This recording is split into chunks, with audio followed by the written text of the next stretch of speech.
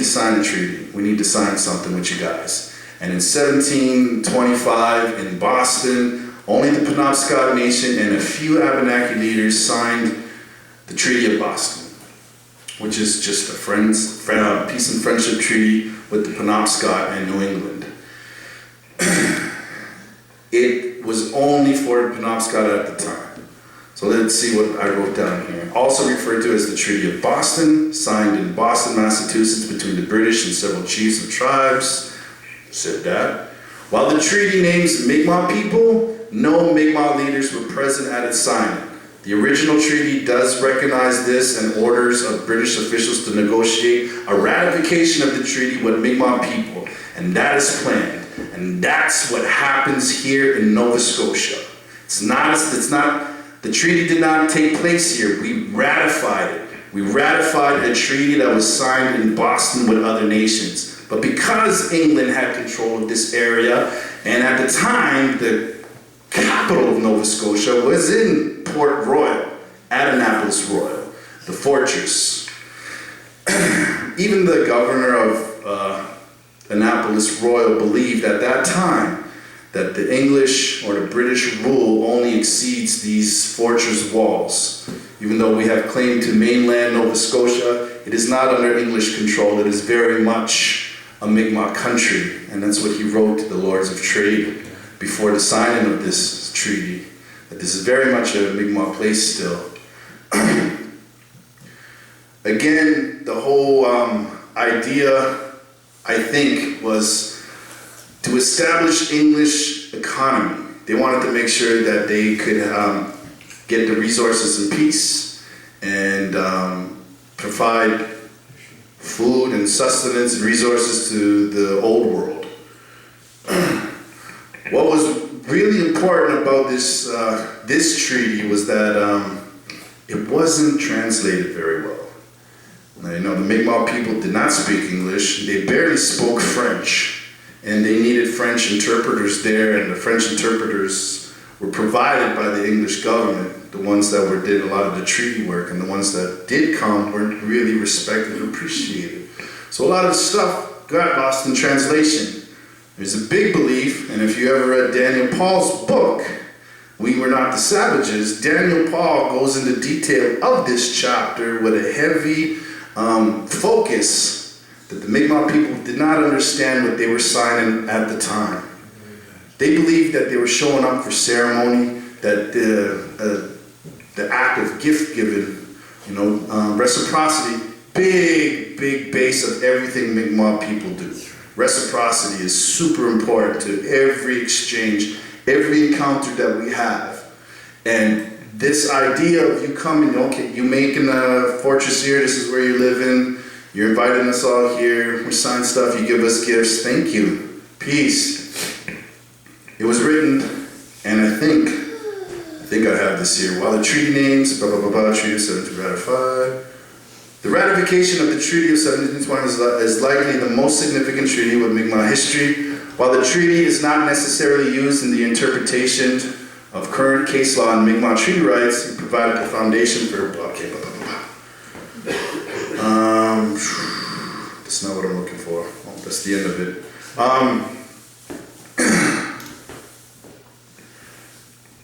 Again, there was a belief that a lot of the Mi'kmaq people did not understand that they were signing land over.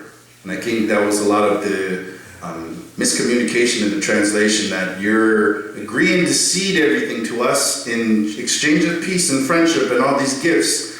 The Mi'kmaq just were really interested in the protection of where they can hunt and fish. We want to be able to hunt and fish whenever we want, and you guys are going to live here and not leave, then we just want to make sure we do that in peace. We want you to, if you're going to stay here, then you're going to stay in these houses that you build, and you're going to stay there. And if you're going to build new ones, make sure that you tell us. If you build new ones, you have to tell us. Big part of that treaty, big part of that. You have to consult us if you're going to build another settlement. You have to consult us if you're going to build another fortress somewhere. And if you don't, that's an act of war, basically is what they're saying.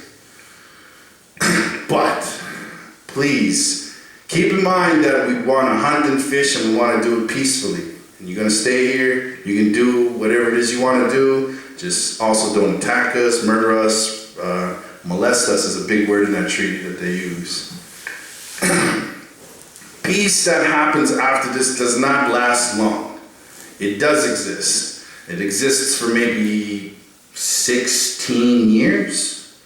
So this whole province seems some peace after 1726. What ends up happening, again, they bring the treaty over here in 1725, and they take it to Annapolis Royal. They invite chiefs from all over the territory. Chiefs from Chignecto come, chiefs from here come, chiefs from Cape Breton, Cape Sable. They all go to Annapolis and they sign that treaty, they take gifts, and they leave. 16 years later, another war here starts, and it starts with another missionary. And it's the lead up to Cornwallis coming here and finding Halifax. What's important about this treaty is that, like I told you, it lies the basis of every other treaty that happens here. I really would like to go into more detail on the events that happened in Queen Anne's War, which were very significant, and the Father Rail's War, which again happened in Maine, but it drew Mi'kmaq here into the conflict. There are a lot of little tiny events that happened there that I'm probably not going to have time to get into. What else is there? This being the basis of all treaties, again, one of the big things here is our right to protect what we're fishing. Because at the time, all these conflicts are attacked in fishing villages. I think there's one in Shelburne that was attacked, or Sherbrooke. I often get those places confused. I think it's Sherbrooke is where the fishing village is created, and that one's attacked. But again, 16 years is all that it takes for the peace to stop going, because the English, again, created more fishing villages. And the plan to start getting the Acadians out of here starts as early as that in New England. And yeah, that's the Treaty of 1725, and that's the ratification. After it was signed in Annapolis Royal, it wasn't overnight. It took a long, long time, and I think this is where some of the English governors and the English leadership started understanding how you make peace with a nation. It's just not overnight. It takes almost 2 years for this treaty to go around all of Mi'kmaq territory to get all the signatures that it needs. And again, it does not last long. Peace lasts for maybe 16 years with small conflicts happening. And then again, another missionary shows up and he feeds more interest into some of the chiefs, Mi'kmaq chiefs, to support an Acadian cause and to ally with them, and more conflict arises.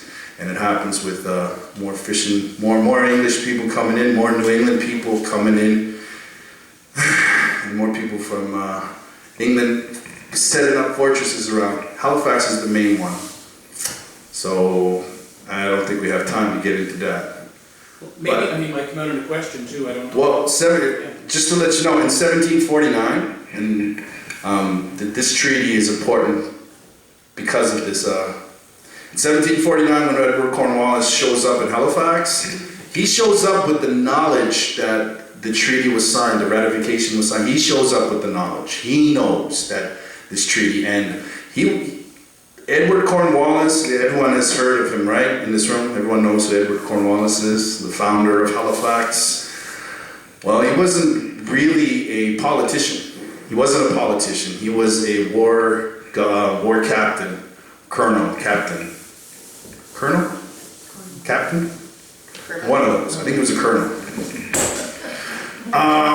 He was sent here to Nova Scotia to govern and create this settlement. He brought almost 2,500 soldiers with him overnight, and they created Halifax. One of the things he was told by the Lords of Trade, not the Crown, but the Lords of Trade, is that when you set up, you have to ratify this treaty instantly. And some way, somehow, they set up a meeting with some chiefs, but they weren't from the area. They were from the St. John River, which is Belustra territory, Passamaquoddy territory. They were not from here, but Cornwallis was like, there's leaders here, they're indigenous, and I made peace with them, so I made peace with all.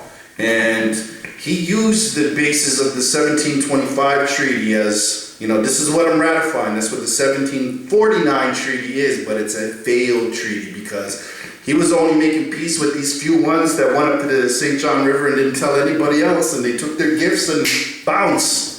What he didn't realize was that he was in a totally different district than where all these other natives were from, these indigenous leaders that left to the St. John River. He was in the Sabega-Negadik district, and the Mi'kmaq that lived there were in the interior at the time, around the Musquodoboit area or even the South Shore area. And when they came into the Dartmouth area to harvest tommy cod or salmon or whatever it is that they do, they seen that the Dartmouth side was decimated, clear-cutted. Probably the first time that they've ever seen that in their whole entire lives. And they see out in the water 12 big ships in the Halifax harbor pulling up all the tommy cod. Right away, they see that as an act of an aggression because they see, they were aware of the treaty that was signed in 26 as well, and that English people are not supposed to be building stuff without permission. So what did they do? They attacked this wood mill that was in Dartmouth. And they killed a couple soldiers and they killed the family. Some of them died. But in retaliation of all of this, because Edward Cornwallis believed he made peace with all of the Mi'kmaq, and that these rebels attacked him and declared war on him, he set foot a scalping proclamation to settle the score. And this is where the failed treaty happens instantly.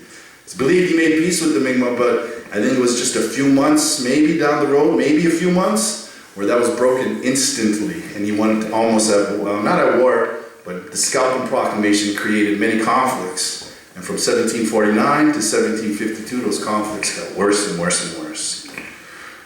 But that is why the ratification of that treaty is important, because it was a basis of when Edward Cornwallis came here to make peace. And then after that peace didn't last, he was continuously told by the Lords of Trade that you need to get this place under control. And the only way you're going to do that is if you make peace with the Mi'kmaq, because it is still a Mi'kmaq country. And there is still way more Mi'kmaq than you. And you need to make peace with them, or this venture here in Halifax is not going to work. So the ratification that happened in Annapolis Royal, basis of 49, that failed. It was the basis of 52, and so forth, and so forth. And that's a whole lot of information in a short amount of time. Some of it is a little clouded because I didn't get to feed you more. And I wish I did. I wish I was able to give you every night a different topic to talk about, so you can get an understanding of why protecting our fishing rights was so important when it came to signing these treaties. These attack on all these fishing villages in Maine, and all around the south shore of Nova Scotia, Canso, and then Halifax. Just gives you an appreciation on the Mi'kmaq point of view when it comes to protecting our land. And at that time, that was really what we had. Everything came from the ocean, everything came from the river. That was our livelihood, and it still is today. It still is today. And when you see that happening for the first time, it must have been terrifying. I could not imagine. I could not imagine.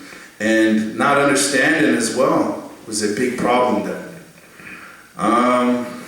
Was that? No, that was 40 minutes. Good. Mm-hmm. Almost an hour. I guess really that's it. I hope my scattered brain here was able to give you a little bit of understanding of the importance of these treaties and some of the events that led up to making it happen. I always wanted to figure out, like, even why is it important to sign treaties? How did we end up to that? And I even went into finding out who these kings were, how the royal family in England had a big part in all of this, and the changing of certain family to this German family that came in and ruled, and the King George II and King George III, who were actually behind signing these treaties. But another thing I find out is that because it's so far away and it takes so long to get a message over here, they really gave a whole lot of power to their lords of trade in New England and the lords of trade over there. So the lords of trade in New England were really pulling a lot of strings and making decisions even before it could get to the King George. But actually they had so much going on there.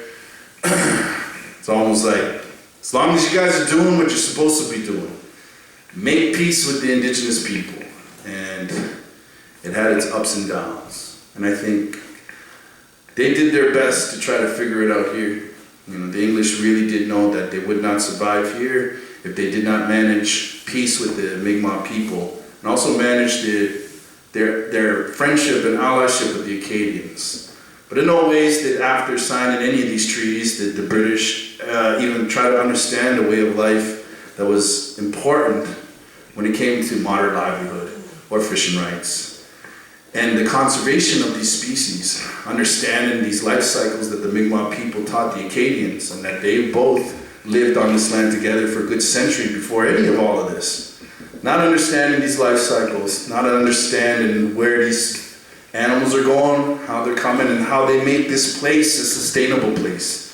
None of that was ever in the equation of the treaty process, but I think it was in the spaces in between the writing. And I think that's what our ancestors were trying to portray when signing these treaties and protecting them, to make sure that us today are still living like that, and we're respecting these species that are in every district. That's one thing a lot of these, some people that talk about, they don't give you the first information on the districts and how we govern, and how important that is to understand in Mi'kmaq. Even now, you can see how different culture is in different places in Nova Scotia, or how different language is, and how different species are collected. Just thinking of this area itself, it's salmon time.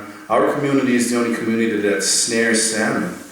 Ours is the only community that really has as many eel estuaries left. Otamagi, the only place you can get Highland moose. But they also don't have porcupine. They have to come over here to get porcupine. And there's also many places that don't have any seals, but there are lots of seals here still.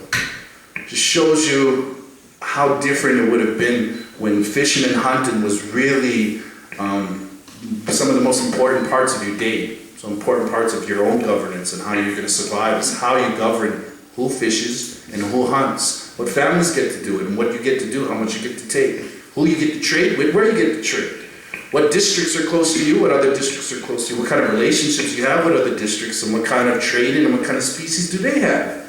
It's a very intricate part of a governance system that a lot of people didn't really get to understand and show how important it was before any of these treaties signed. But that's what makes these treaties important, because it brought all of these leaders from each one of these districts together, and it made them all understand the real issue, that we all need to make peace. We all have to be on the same level if we want to continue to protect our districts, our resources that are in there.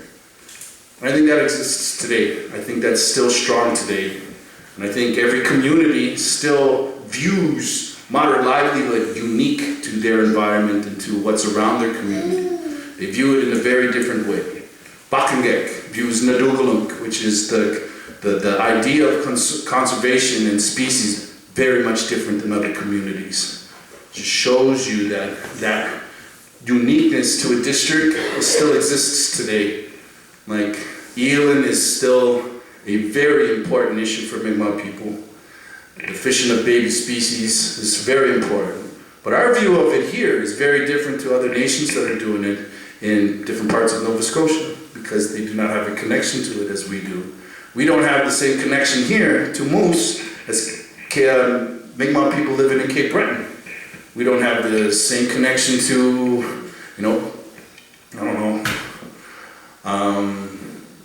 mackerel or something. Just add species that are not here, but really in our district here, we almost got everything.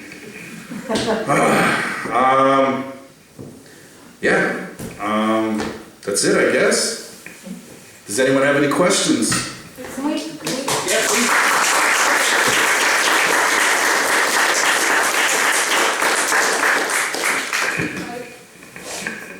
Trevor, if I may, sorry, may I interrupt? Mr. Mayor? Yeah, Yes, ladies, she was about to ask first. Oh, sure, thank you. Yeah. What was the population around the 1700s? I'm not even going to pretend to know that one. I'm not even going to pretend to know. But I would say, man, some people believed in the 100,000s, some believed in the 10,000s. No one knows. There were censuses done in late 1600s. There's another one done in 1711, I think. But they didn't, they were done by French missionaries. And they were only done in secluded small communities, and they didn't have the opportunity or even the privilege or the leisure of getting every single Mi'kmaq.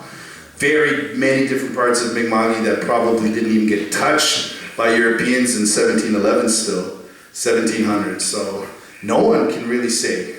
We just know about write-ins from different missionaries or write-ins from the Lords of Trade about the descriptions of certain places. Nicholas Denny is probably one of the greatest to read. If you guys ever have an opportunity to find Nicholas Denny's stuff, he gives good descriptions of the whole coast of the Maritimes. And he writes in detail of some of the villages that he encountered while on his trip around Nova Scotia, Prince Edward Island, New Brunswick. And he's really the only one that can really give us an idea of how many Mi'kmaq people were living on the coast or the interior. These censuses are not clear at all, even if you're doing research on them, because again, they do not touch every community. They probably, in my opinion, those early censuses that were done, maybe 5%, 10% of the population. So again, no one knows, but there was a lot, I would say. Now your question, bro. Thanks, Trevor. Fascinating information. I don't think I've ever heard that much information about the Mi'kmaq population in the East Coast ever in my entire life. So I thank you very much for that. Can you suggest any other sources that we or I may be able to access where we can find more information? MakeMyWayToBurke.com, big one. I don't work there no more, but I still do work with them, and I'm very good friendly with them still. That's a good place. Daniel Paul's book, We Were Not the Savages, another great place. The Old Man Told Us is another book written by Ruth Whitehead, and it gives snippets from leadership and community members that were recorded. It's a great resource, and it goes back to even 1600s. Oh man, there's many books I would recommend. Not many websites, not many like online resources, in my opinion, that could give you a real detail, because a lot of the stuff that I found out through reading a lot of books. Yeah. But a good start, Daniel Paul, that is my recommendation if you want a head start into understanding the treaty process. Yeah, there's a couple other, but I can't think off the top of my Thank you very head. much. Any other questions? Yes, on March 25th, I attended a presentation with Bob Bancroft and Donna Crossland. Donna showed us an aerial photograph of the whole province. The whole province has been clear cut from top to bottom. The mainland moose is in trouble. Is there any Mi'kmaq group approaching the government? They showed us the biomass. I was shocked when I saw the biomass. And after I left the presentation, I rotated between being enraged and crying. I cannot believe what they've reduced this province to. And is there a group, are you addressing them on this? Because, it's a serious problem. I don't know off the top of my head, but there are many groups in Cape Breton. There's the UNIR, is the Union Resources something. The Indian Resort Union, I can't remember what UNIR is what they're called, and they're the organization in Cape Breton that does conservation. And there's the Confederacy Mainland Mi'kmaq also has a conservation group, but mainland moose have been in trouble for over the past 100 years, and they've been decimated year in year, and they be reintroduced some years and they don't, but they've been in so much trouble that the community where I'm from, Bakangek, there is no natural traditional memory of hunting moose here, as long as we've been in the area, and we've become a very fishing community. And for any community to go hunting moose, everyone goes to the highlands.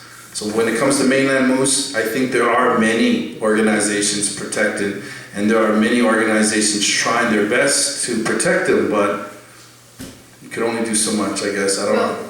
Well, there's only 1.5% of the old growth forest left. There's rare lichen out there. Donna's presentation was amazing. She said you needed a mother tree in order for trees to plant, and all these big companies plant thousands of trees, but what's important is the mycelium. And personally, I'd like to see more education out there for people to understand, you know, as the Mi'kmaq understand, like how nature, the cycle of nature. Because as I say, I mean, I was enraged, and something has got to be done in this I province. totally 100% agree. You know, 100%. Yeah. But I really don't know the history behind all of that, so I really can't give you a good answer. Yes, I am Mi'kmaq. Yes, I do eat meat. I do eat moose. I do enjoy hunting moose as well. Yeah. But I don't know, I can't give you all the information about that because I'm a historian. I don't know the history No, behind all I of know. that. Well, I know, but I mean, personally, I was, as I say, I don't even know what to say, I'm speechless. Hi, that was such a wonderful presentation, thank you. I was wondering